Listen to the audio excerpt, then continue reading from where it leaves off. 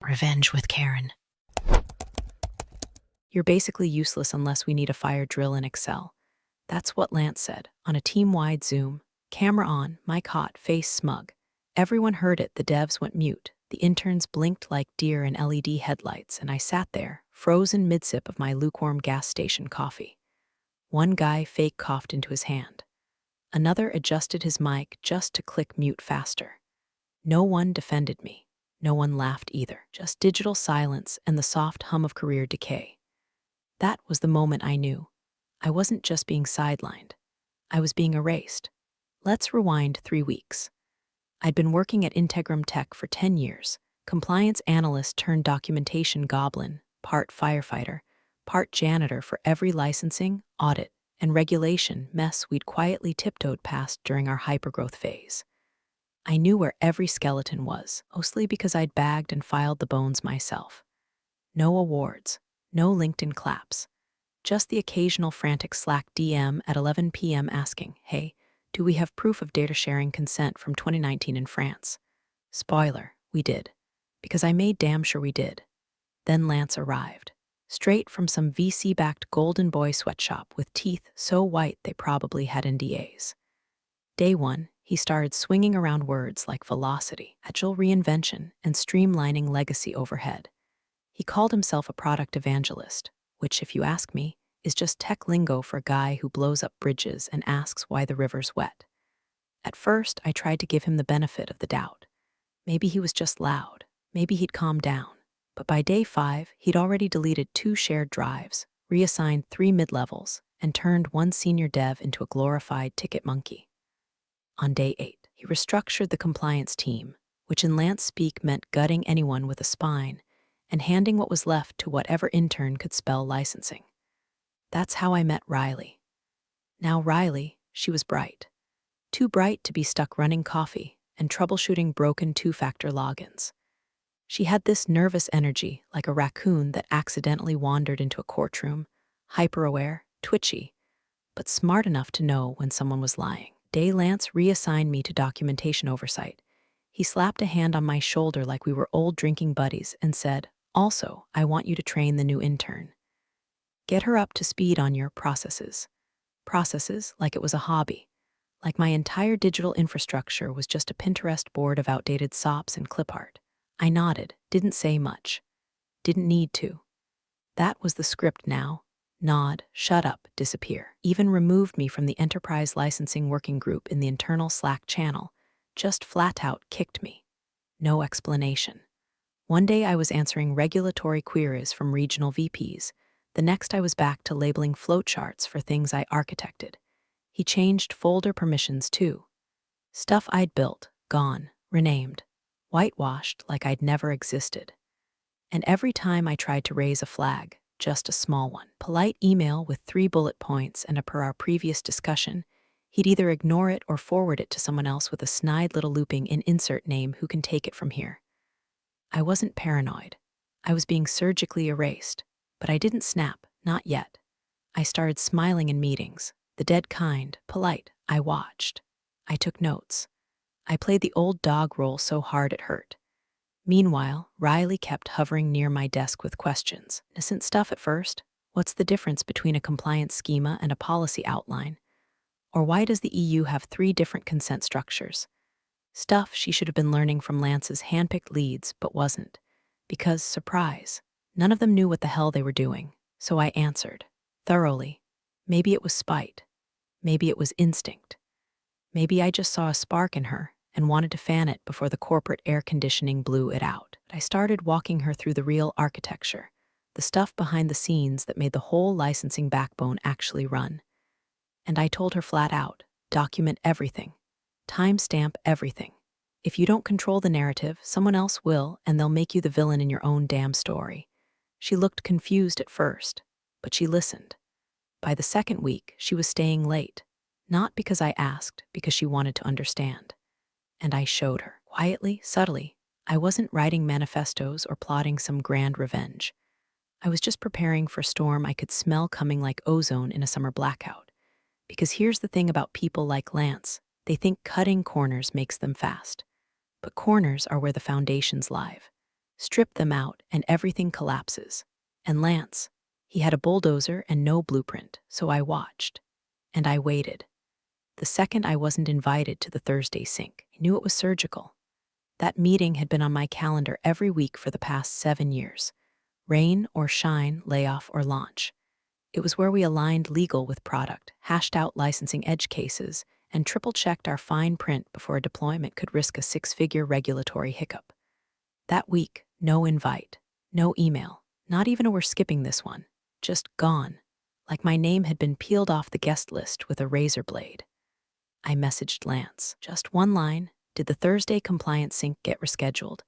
He replied 2 hours later, "No need for your presence this week. We've streamlined things. Focus on your new documentation scope. Your new documentation scope." Like I was some kind of old printer he couldn't throw out but could at least shove in a corner and hope it never jammed again. That same day, I went to grab a spreadsheet from the compliance archives, folder labeled Lick Matrix Archive Final V3, and found nothing. Just a cheery pop-up, "You no longer have access to this folder." I refreshed. Nothing. Checked permissions. Wiped. Not just the folder. My name was missing from the entire directory tree. Years of schema iterations, audit notes, version trails, vanished. A whole living nervous system of our licensing strategy, deleted like expired coupons. I didn't yell. I didn't march into his office and demand an explanation. That's not how this game works. You go loud, you get labeled unprofessional or combative, and then they have a reason. No, I got quiet, strategic. I checked the Git history on our internal schema system. Most of it had been cloned, forked, and renamed under other users. No citation.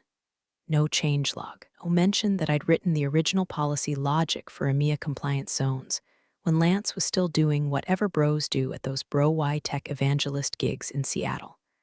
The cherry on top, a PowerPoint Lance sent out to leadership that week titled Compliance Simplified, a leaner approach. I opened it out of curiosity. Slide 3 was a diagram, my diagram. I recognized the color coding, the callouts, the legend styling. Just changed the font and slapped his name at the bottom like he'd birthed it during a juice cleanse. I drafted a formal complaint. Short, direct, unemotional, just facts. I listed the document trails, attached access logs, highlighted the deletion timestamps. It was bulletproof. I sent it to HR, CC'd legal, waited. 3 days later, I got a reply. "Thank you for your note. We appreciate your passion for accuracy. Lance is aligning resources under a new model. We'll circle back soon." Aligning resources. Corporate for sucks to be you. I stopped sending complaints after that. They weren't being read, or worse, they were being read, and someone was just sliding them straight into a folder named Future Lawsuit Material. Instead, I started building my own little graveyard. Quietly, off-network. Version control screenshots. Policy PDFs with creation metadata. Email exports with timestamp headers. I wasn't planning a coup. I was just taking back ownership of my work, one breadcrumb at a time. Meanwhile, Riley kept popping by with questions. At first, it was polite. "Hey, sorry to bug. What's the difference between a localized exception and a jurisdiction override?" Basic stuff. But then she started noticing things. Asking things. Didn't the licensing table used to have a France-specific node? Weren't we using a dual-layer consent protocol before? I swear I saw your name on the risk matrix. Why isn't it there now? I looked at her. I mean, really looked at her. The way you look at a kid holding a sparkler too close to a gas tank. She was curious, but more than that, she was noticing the discrepancies. And that made her dangerous, so I started answering her. Slowly, not directly. Just enough to make her ask better questions. I'd point to an empty node in the licensing schema and say, "Funny how that field's blank now, huh?" Or, "We used to call that section Red Zone B. You'll want to look into why." She did. And the next day, she'd be back, blinking behind those round glasses with a new printout, red lines circling the omissions, like she was solving a crime scene I hadn't told her existed. And I never said it out loud, but I saw the wheels turning in her head the first time she asked, "If we don't document this gap and something goes wrong, who gets blamed?" I didn't answer, because she already knew, so I kept feeding her pieces. Quietly. A diagram here, an old SOP there, a database record I accidentally left open when she walked by. And she took the bait every time, not greedily, carefully. Like she knew this wasn't just training, it was a message in a bottle. Because what neither of us said out loud, but both of us understood, this wasn't about me anymore. It wasn't even about Lance. It was about what happens when you cut the brakes on a speeding truck, then repaint it and call it progress. And the road ahead, well, it was getting real bumpy, real fast. There's a kind of calm that settles over you when you realize no one's coming to save you. No boss, no coworker, no ethics hotline or HR smilebot. Just you, your receipts, and the quiet understanding that if the ship goes down, you'd better already be wearing your life vest and maybe have a black box tucked under your arm. So I started building mine. It began small, downloaded copies of policy versions I'd authored, time-stamped PDFs with embedded metadata, version control screenshots where my username showed up next to key schema commits. I archived every document I'd touched over the last 5 years, the licensing workflows, the dual-layer consent protocols, regional data audit frameworks. If I so much as wrote a margin note on a compliance doc, I had a copy, stored locally, backed up to a personal cloud account with a cryptic folder name that wouldn't raise eyebrows if someone ever poked around. I didn't do it with fanfare. No paranoia, just quiet discipline, like brushing your teeth with the knowledge that one day someone might try to sue you for bad breath. At night, the office emptied and the Slack channels went dormant. I stayed late. Riley started doing the same, pretending to work on her intern project, which apparently involved a lot of very targeted questions like, why does the consent database use a mirrored hash structure? Or what happens if the opt-out node in the LATAM region doesn't fire correctly during contract execution? No intern talks like that without help. And she was learning fast. So I taught her, slowly, carefully. Not by sitting her down and giving her a presentation. Lance would have sniffed that out in a heartbeat, but by showing her where to look. I'd leave an old schematic open on my screen when she walked by. Let her catch a glimpse of a real-time licensing event log firing off like Morse code. One afternoon, I told her, if you want to understand the system, don't follow the documentation. Follow the friction. She blinked at me. Friction? Where things break, where someone had to patch something quickly. That's where the real architecture is. She took notes after that. I showed her how the schema operated like a nervous system, how a single compliance flag in one country could cascade all the way through 5 systems and kill a contract before it was even signed. I walked her through the ghost nodes, systems we technically deprecated, but kept alive behind firewalls because real clients still depended on them. Didn't just show her what the system was. I showed her why it mattered. And all the while, I was threading my name through the seams like dental floss. I didn't watermark things, too obvious, but I made sure every critical node, every callout, every fallback condition carried a commit history with my user ID. I resaved PDFs under my credentials. I added comments to the backend logs with just enough personality that no AI could fake it. Not fixed issue, but adjusted fallback logic due to 2018 APAC contract precedent. See email from 4/12/18. I knew what Lance was doing. He wasn't just trying to replace me. He was trying to erase me. And that's harder to do when you're woven into the bloodstream of the very product he's trying to sell. Meanwhile, Riley kept climbing. She started spotting discrepancies on her own. She came to me one evening, her eyes wide, printout in hand. This version of the client onboarding checklist, it doesn't have the jurisdiction fallback. Like at all, I nodded. That's because it's the sanitized one. The what? The pretty version Lance sends to legal and product so they'll stop asking questions.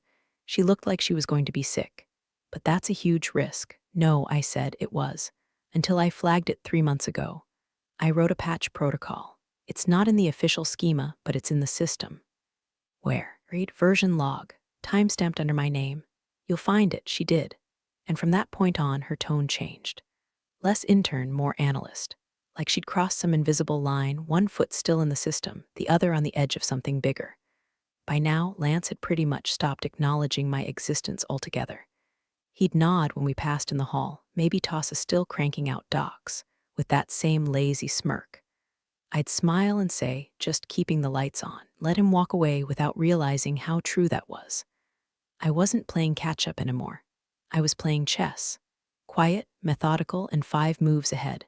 Every system that worked. I had the commit logs, every exception handler that saved a contract. I had the email thread and the backup, and every bug that would explode if Lance's team kept rewriting the architecture with their duct tape and confidence approach. I left breadcrumbs, not to cause failure, to prove truth when it inevitably failed on its own. And it would. I didn't have to sabotage a thing, because the beautiful, terrible thing about compliance is that it only matters after something breaks. And when that happened, they'd have to come crawling back through the wreckage, looking for the one person who knew where the blueprint was buried, and who left just enough clues to be found. They booked the big room for it, floor-to-ceiling glass, rental ferns, a tray of croissants nobody touched, one of those pointless standing desks they wheel in to make people think innovation is a piece of furniture. The invite said Strategic Product Milestone Showcase, which is HR speak for watch Lance high-five himself in public. All hands, mandatory, cameras on. We even had off-site folks dialed in from Munich and Singapore. He strutted in like he was headlining a Vegas residency. White button-down with the sleeves pre-rolled. I clipped to his collar like a TED reject, and that same weaponized confidence he'd been wielding like a sledgehammer since the day he parked his leather messenger bag in our office. The guy even had a soundtrack, some awful synth-heavy instrumental that sounded like a promo video for a tech startup that definitely won't exist in 6 months. The screen behind him flashed, Enterprise Harmony, the future of licensing compliance. Harmony. Cute. Opened with a joke about legacy systems and the dragons we slay when we simplify. A few scattered chuckles. Then he launched into it, slide after slide of buzzwords and bastardized workflows. He called the new licensing model lightweight and hyper-agile, throwing in words like cross-border cohesion and distributed oversight like seasoning on a burned steak. Half the team looked hypnotized. The other half looked terrified to blink. Came the line that made my stomach lurch. We ran a full risk sweep last quarter, minimal exposure. Less than 0.6% residual friction. Basically, zero threat surface. He said it with the kind of confidence that only exists in people who have never read a footnote in their lives. Legal shifted uncomfortably in their row. I saw one of the senior counsels glance sideways at another with a look that said he didn't run this by us. But no one said a word. No one ever said a word to Lance anymore. He'd vacuumed the oxygen out of every meeting with charm and upward momentum. If you pushed back, you were a speed bump in his career path, and he had no patience for friction. He kept going. There were slides showing architecture overhauls that were just flattened versions of my compliance hierarchy, with the labels stripped and new jargon painted on top. The fallback nodes I'd spent weeks refining were renamed smart throttle points, like the system had been born from some divine brainstorm over cold brew and startup podcasts. The licensing nodes for LATAM and APAC, the ones I had written protocols for in the middle of a GDPR firestorm. He referred to them as regional abstractions, as if reducing multi-country legal nuance to a flowchart box was some kind of breakthrough instead of a time bomb with a nice interface. I sat in the back row, didn't even have a chair, just leaned against the wall, arms folded, sipping black coffee that tasted like printer ink. No one noticed me. That was the point. Lance didn't introduce me, didn't even mention my name. He was rewriting the history of this project in real time. I had been cleanly edited out like an inconvenient footnote. Riley was near the front, laptop open. She looked back at me once, brief, sharp, a flicker of acknowledgement, but she stayed quiet, hands still, face unreadable. Smart girl. She knew not to speak now, not yet. Lance ended his presentation with a flourish. A bullet list of projected revenue targets, $250 million over the next 4 quarters. Then, a moment of breathtaking hubris, he leaned into the mic and said, "Compliance isn't a roadblock anymore. It's a feature." The silence afterward wasn't applause. It was stunned confusion disguised as agreement. Like no one quite understood what he meant but didn't want to admit it in front of the guy handing out promotions like Halloween candy. People clapped anyway, and that was that. He wrapped the session with a fake humble grin and a "let's build the future" team for stepping off the stage like he'd just invented licensing itself. Legal whispered among themselves, Product applauded, and I walked back to my desk with the distinct sensation of watching a man build a glass house on top of a minefield. Here's the thing, you don't need to sabotage a system like that. You don't need to scream or storm out or hack the server. You just have to wait. Because when you remove the foundation and replace it with buzzwords, you don't get progress. You get collapse. And Lance, he was already halfway through the victory lap, too busy soaking in the spotlight to notice the crack forming under his feet. Riley noticed. That much I could see. And the more she noticed, the closer we got to the moment none of them would forget. It started with a Slack message at 8:12 a.m. from one of the compliance officers in the London office. Just one line, are we missing the fallback clause for opaque jurisdictions? I wasn't tagged, wasn't supposed to see it. But Riley forwarded it to me in a private DM with no commentary. Just a screenshot, and underneath it, a single word, thoughts? I stared at the screen for a moment, letting the dread settle like coffee grounds at the bottom of a cracked mug. The fallback clause wasn't just important, it was the entire reason we'd passed our last audit. Without it, the licensing structure could collapse under the slightest legal pushback. Worse, it wasn't a bug, wasn't a fluke. It was missing because someone had removed it. The rollout had technically begun that week, Phase 1, as Lance branded it, because he liked turning real problems into theater acts. A staged go-live with 3 clients, all of whom had complex international footprints. 2 were in fintech. 1 dealt in medical device data and had a legal team known for treating licensing errors like war crimes. And now, the entire architecture was leaking. Apps began showing up in weird places. Licensing flows stalled mid-execution. Territories flagged approved started returning mismatch errors. One of the client success managers said a contract executed under the new system had defaulted to the wrong version of consent language, something that could, if tested by the wrong regulator, incur a penalty with enough zeros to make our CFO cry in his car. By the second day, internal audit was looped in. Not officially, quietly, which told me everything. The message was clear. Someone knew we had a problem but didn't want it becoming traceable panic just yet. They wanted to contain it, patch it, plug the holes without letting anyone outside the glass conference room know we were slowly taking on water. Lance, of course, did what Lance does best.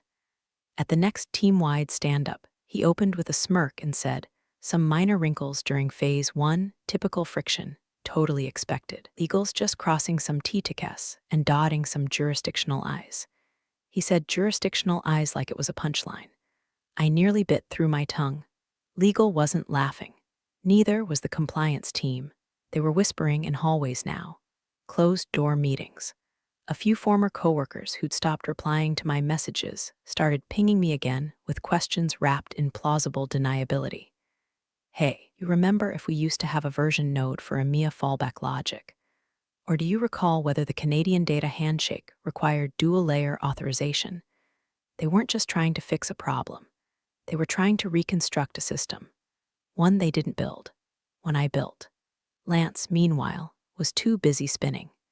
He launched a Slack thread filled with vague reassurances, using words like optimization in flight and cross-functional resilience touchpoints. One poor soul from procurement asked a real question about data localization for France, and Lance replied with a thumbs-up emoji, and we've got eyes on it.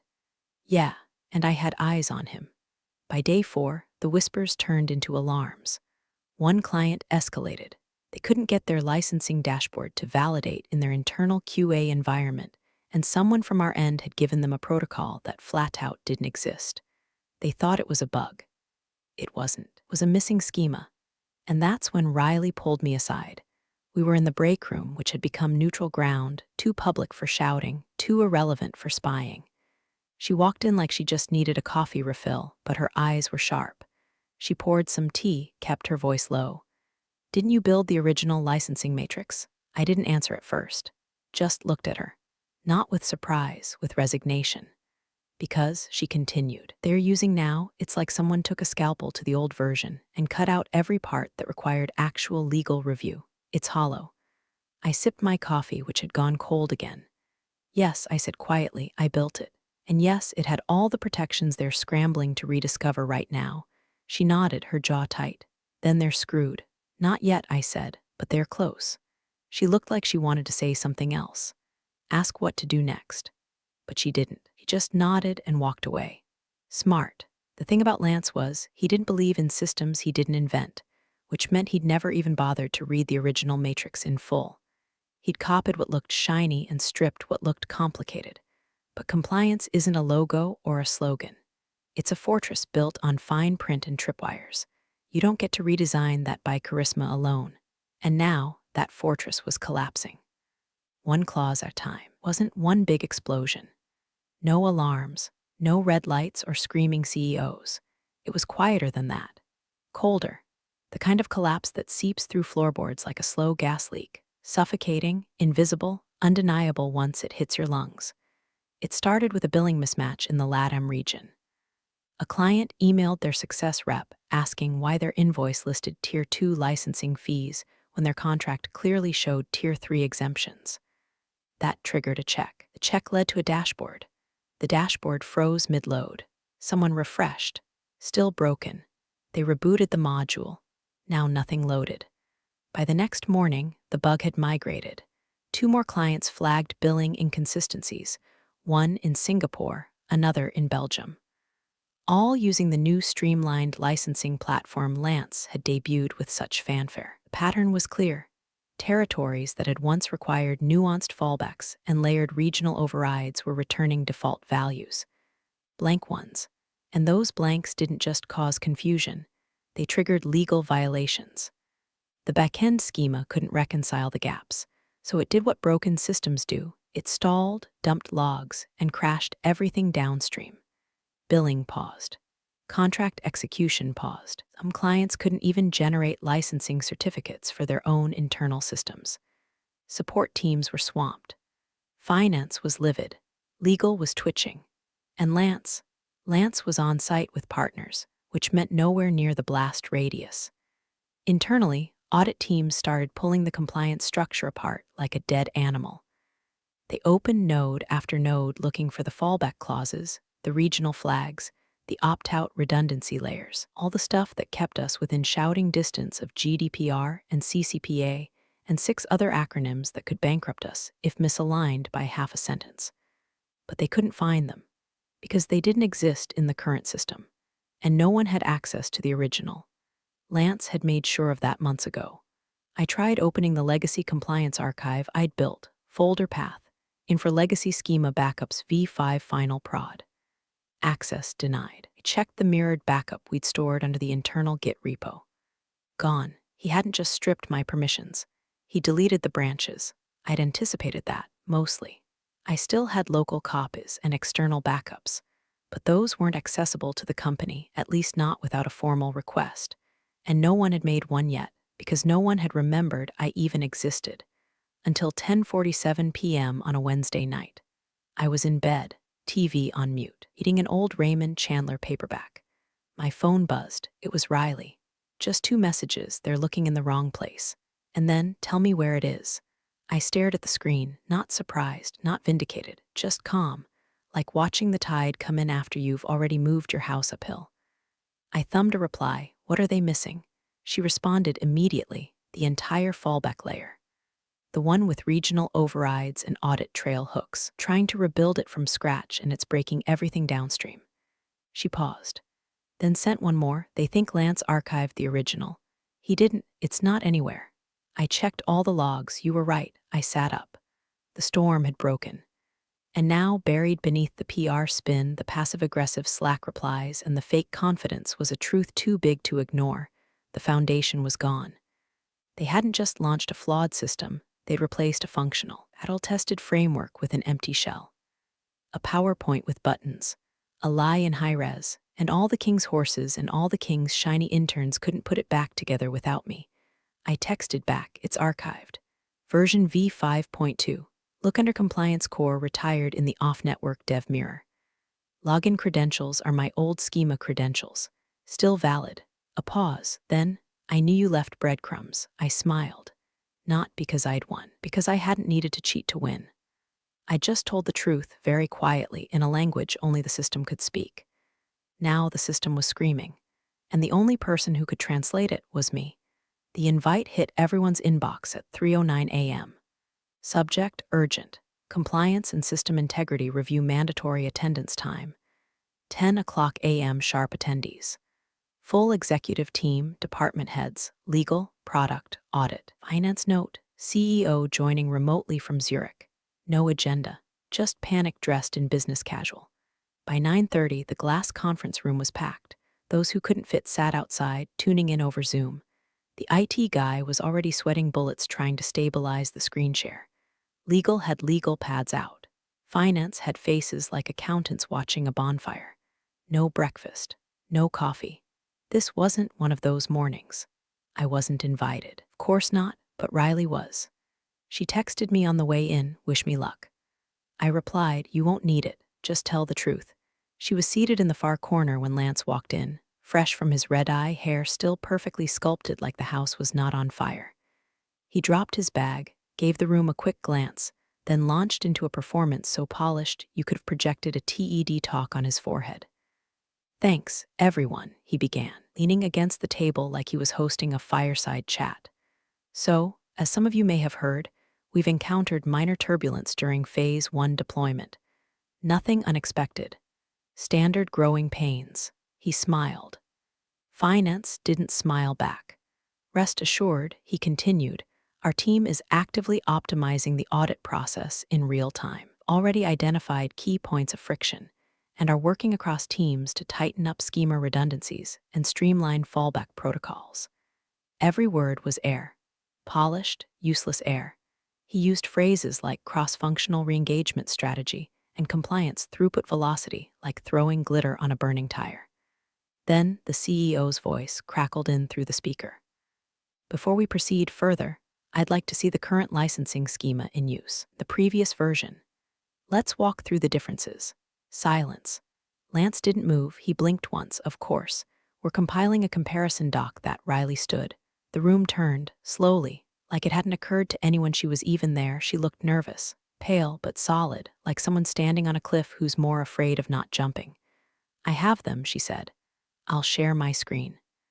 Lance started to speak, something about needing time, data integrity, urgent discrepancies, but the CEO cut him off. Let her share. Riley's screen came up. A quiet gasp escaped from somewhere in finance. The file name alone was a punch to the ribs. V5.2 Licensing Matrix Final Auth. My name, she opened it. A dense architecture map spread across the screen, not the sanitized one Lance had passed around in glossy decks. This one was raw, alive. It had timestamp trails, jurisdiction flags, fallback triggers, aired audit trails with clear references to legislative codes across 3 continents. Every line of it looked like it had been built by someone who'd actually read the laws, lived them, understood where the mines were buried. At the bottom of each node, there it was, created by, my name modified by, my name change log, stored on internal mirror schema dev, retired. Riley scrolled slowly, letting it all land. Everything downstream depends on this version, she said, always steady but soft. This is the last known compliance schema. It was deprecated without formal review. Its safeguards were removed. That's why Phase 1 failed. Lance cleared his throat. That's a legacy version. Not aligned with current, it's the only version that passed regulatory audit, Riley said. The one legal approved. The one the clients are still contracted under. The room shifted. The silence thickened. She clicked open the version Lance's team had deployed. Side by side, looked like a car and its hood ornament. One had substance. The other had shine. The CEO spoke again. Quiet, measured. Who removed this? No one answered. He asked again. Sharper. Who removed this? Lance's lips parted, closed, opened again. Process oversight, he said. Documentation lagged behind system changes. Our teams were consolidating. No, Riley said. There was no lag. The schema was deleted from internal repositories. Logs show it was purged and replaced with a modified structure authored by you. Her cursor hovered over a metadata tag. Last modified by Lance Bowen at Integram. The room exhaled like it had been punched. Legal scribbled faster. Finance leaned forward. The product team just stared. I've recovered the original, Riley continued. It's been archived, encrypted, and revalidated against existing contracts. It holds. The new system doesn't. The CEO's voice, flat and lethal, echoed through the speaker. Why wasn't she consulted? No one answered. Lance's face had gone white, not red, white, like every drop of ego had been drained and replaced with the creeping realization that charm wasn't going to save him. He opened his mouth again. Nothing came out. The cursor blinked. That tiny, rhythmic flicker on Riley's shared screen cut through the room louder than Lance's entire presentation from 2 days ago. The files were open, 2 windows side by side. On the left, the original schema I built, annotated and versioned across 5 hellish years of midnight audits and legal rewrites. On the right, the neutered Pinterest board clone Lance had passed off as his own modernized compliance engine. Riley didn't raise her voice. She didn't have to. She started scrolling through the deletion logs. Slowly, one by one. No drama, just data. Red highlighted entries from 4 months ago. All categories marked as deprecated, archived, or outright purged. Jurisdictional fallback protocols, deleted. Consent logging for non-US territories, deleted. Dual-layer overrides for CCPA, stripped. Then came the kicker. She clicked into the access logs, system-generated, immutable, blessed by the kind of back-end logic that doesn't care who your VP is or how shiny your teeth are. The audit trail glowed like a crime scene under blacklight. Deleted by Lance Bowen at Integram Tech, time 02:14 a.m.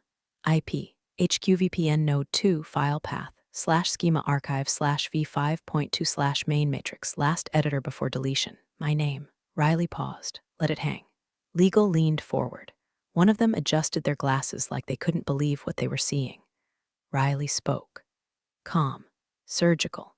These deletions were executed without a formal deprecation review, without cross-team sign-off, and without retention of rollback versions. The replacement schema was inserted into production without peer review. There is no documented QA trail. These actions were taken while my name was removed from access and not consulted. She clicked to another log. Same story. Then another. Then another. Her voice didn't waver, but you could feel it shifting the air. This is the original licensing infrastructure that passed regulatory inspection during our last full audit. It includes versioned regional compliance fallback, full consent lifecycle logging, and jurisdictional inheritance tracking. The schema currently in production includes none of that. It is non-compliant, and clients are operating under its assumptions. She looked up at the camera, right at the CEO. That's why the systems are failing. Silence. Could hear someone swallow. One of the legal officers finally broke the spell. I can confirm. The original schema is the last one we reviewed and approved. The new one was never brought to us. The CEO said nothing for a long time. Then he clicked his mute icon. Every voice, every breath, every background shuffle silenced. The Zoom interface showed that only one mic remained unmuted. His. He leaned forward, just enough for his profile to dominate the screen. Why wasn't she consulted? He asked. Simple question. Razor-sharp tone, no ambiguity, no confusion about who she was. Lance looked like a man halfway through a sentence he realized too late he shouldn't have started. His mouth moved, but no sound came out. He blinked, swallowed, tried again. Still nothing. He looked around the room like someone would save him. But the air had shifted. The silence wasn't empty anymore. It was filled with the weight of the work they'd ignored. Filled with every compliance clause I'd buried like rebar into that architecture. Filled with the sound of my name echoing through a room that had spent 6 months pretending I didn't exist. And now, every person in that room knew exactly who'd held the line, who'd built the fortress they'd gutted, and who had left the breadcrumbs so it could all be traced back. Riley didn't gloat. She just closed the logs, folded her hands, and said, "That's all I have." The room stayed still. No applause, no commentary, just the brutal gravity of truth landing in full. The CEO arrived the next morning on the 6:45 a.m. flight from Zurich. No warning, no fanfare. He walked into the building with 2 things, a leather binder and a face like a locked vault. No smiles, no small talk, just a tight nod to the receptionist and a line straight to the 11th floor. By 9:02, emergency board session had been called. Security badge logs showed Lance's clearance revoked by 10:17. Not fired. Not yet. Just removed pending review. which in corporate terms is the same thing as being left in a burning building with a glass of water and a wish. I got the message at 11:08 a.m.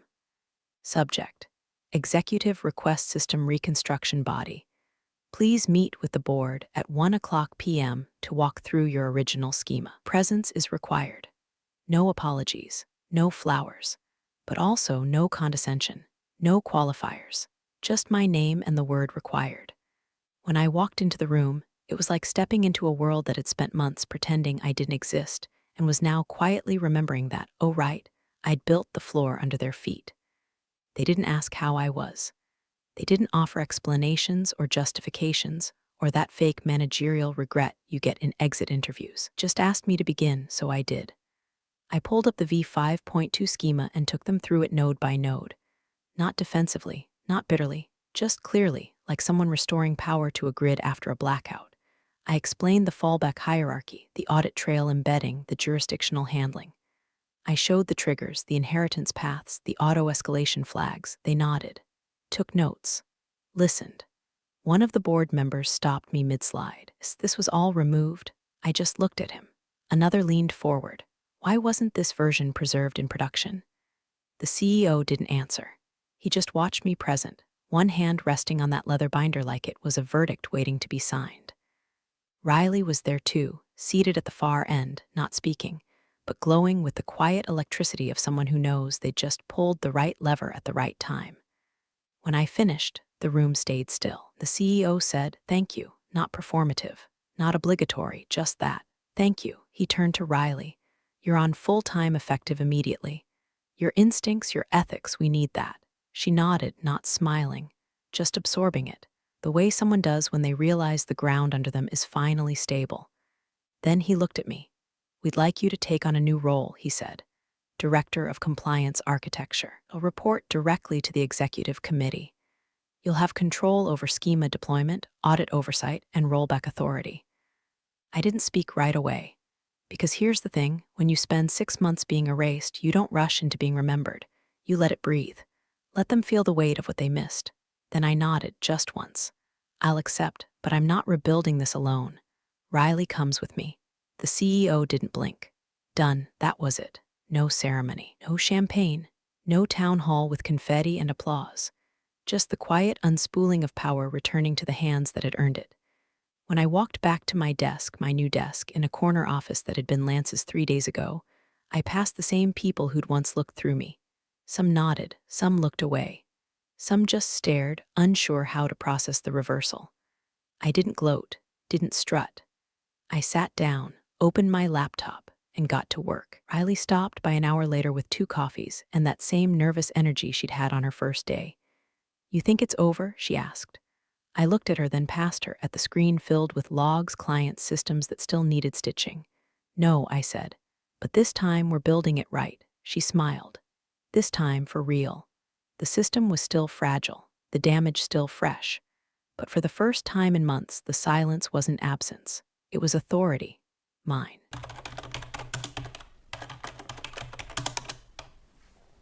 Big thanks, you legends of the old office days. Subscribe to keep the switch-flicking chaos alive. Your ex-boss is shaking in their loafers.